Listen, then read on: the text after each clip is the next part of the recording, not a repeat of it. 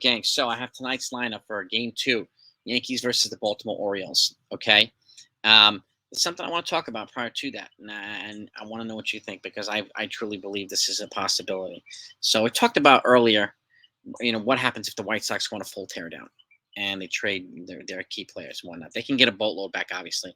And I did a trade with them and the Yankees to see whether the Yankees represented a fit for a certain trade. If you haven't seen that video, take a look at it down below. If you're a baseball fan and you like this stuff, you like live streams, breaking news on every team, this is a great channel for you. So I hope that if you haven't subscribed, that you will do that. If you're a Yankee fan, this is definitely a great place for you. So please do that before you leave. But that was one thing I talked about, and I mentioned a specific trade with the White Sox and the Yankees, as well as a couple of other trades as well. But there's a player that we have right now that might, that they could utilize. There's a pitcher that maybe they don't have to make a significant trade, or maybe they can modify a trade. Okay, and I'm gonna give you 5 words. Okay, please call up Matt Crook. 5 words. Okay, please call up Matt Crook. I've talked about him for a year now. He's a highly touted lefty prospect. He's in AAA, and he's a guy that could be a perfect complement here on the left-handed side for starter.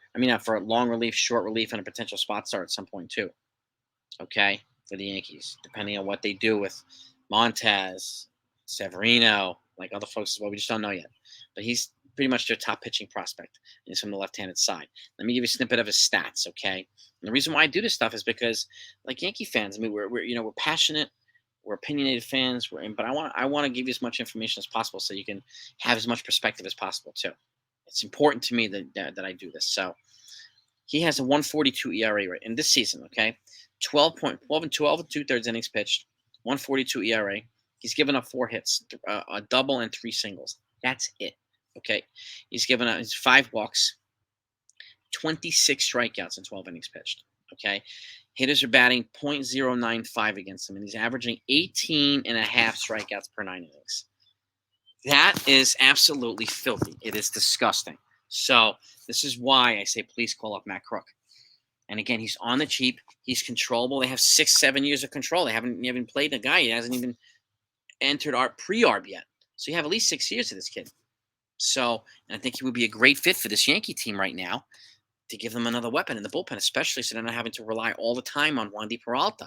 They need a fresh arm. The bullpen, a lot of them have been taxed heavily. And bringing up a couple of fresh arms here would be a good idea. I got bugs flying around me. And let me move out of the way. So, let me go inside, actually. Hang on, gang.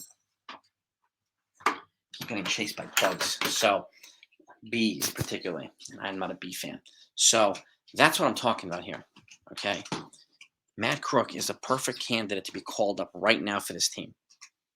To give them another option, a lefty option in the bullpen, right? A lefty option in the rotation if they want to do that.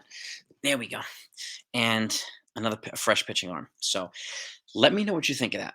Okay, let me know what you think of my video earlier. I did a bunch of other trades with the White Sox and some other folks too. So, and particularly the Yankee White Sox one. So, but excuse me for the change of scenery, but bees are outside. I don't like being chased by bees, and I like even less being stung by them. So, but please call up Matt Crook. Okay. Now, with that, let's get to tonight's lineup. Gleyber Torres leading off, batting second. Aaron Judge batting second, right field. Anthony Rizzo's batting third, first base. DJ LeMahieu, third base, batting cleanup. Harrison Bader batting fifth in center field. Jake Bauer's batting sixth at DH.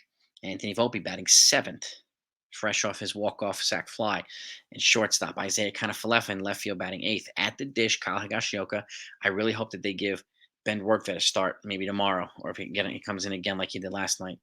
And on the mound, Nestor Cortes. I hope he continues to build off what he did last time too. He had a rough start to the season, but he had a good length and it's a pretty good start last time. I hope he builds off of that.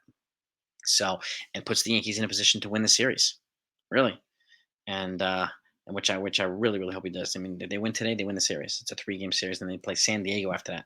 So, but and look at the lineup again. This consistency, which is another reason why the Yankees are playing well. Guys are staying in their spots. Okay. And obviously things will change once Stanton comes back, and if they bring up Franchi or Cole Calhoun, they'll keep mixing things up. But there's a bigger semblance of consistency because guys are getting healthy Judge is back. He's healthy, staying in a spot. So, and that's a good thing. That's a really good thing. But let me know what you think of the lineup. Happy with it? Would you do something different? Let me know what you think of Matt Crook. Would you call him up, and who would you send down for him?